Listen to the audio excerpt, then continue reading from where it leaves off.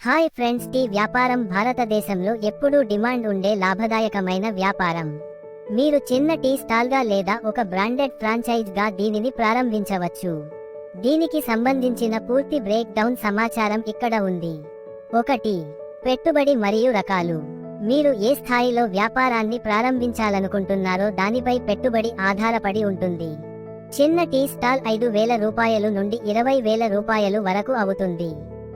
Tea franchise tea time చాయ్ చాస్కా 2 లక్షల రూపాయలు నుండి 5 లక్షల రూపాయలు వరకు అవుతుంది. టీ కేఫ్ లేదా ప్రీమియం షాప్ 5 లక్షల రూపాయలు నుండి 10 లక్షల రూపాయలు వరకు అవుతుంది. 5. లాభాల అంచనా ప్రాఫిట్ మార్జిన్ సాధారణంగా ఒక కప్పు టీపై 40% నుండి 60% వరకు లాభం ఉంటుంది. ఉదాహరణ, మీరు ఒక టీని 10 రూపాయలుకి అమ్మితే దాని తయారీ ఖర్చు 4 రూపాయలు నుండి 5 రూపాయలు వరకు ఉంటుంది. మిగిలిన 5 రూపాయలు లాభం. రోజువారీ సంపాదన. రోజుకు 300 కప్పులు అమ్మితే నెలకు సుమారుగా 30,000 రూపాయలు నుండి 50,000 రూపాయలు వరకు లాభం పొందవచ్చు. 2. కావాల్సిన అనుమతులు రిక్వైర్డ్ లైసెన్సెస్. చట్టపరమైన ఇబ్బందులు లేకుండా వ్యాపారం చేయడానికి ఈ క్రింది లైసెన్సులు అవసరం.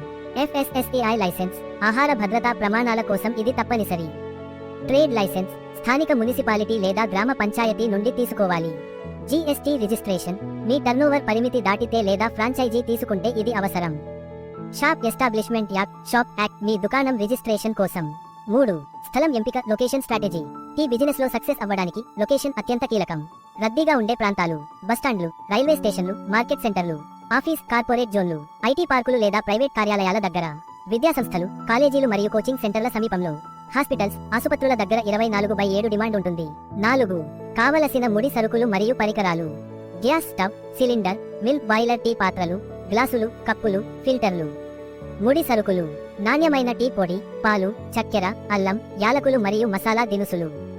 స్నాక్స్: టీతో పాటు బిస్కెట్లు, సమోసాలు, బ్రెడ్ ఆమ్లెట్ వంటివి పెడితే అదనపు ఆదాయం వస్తుంది.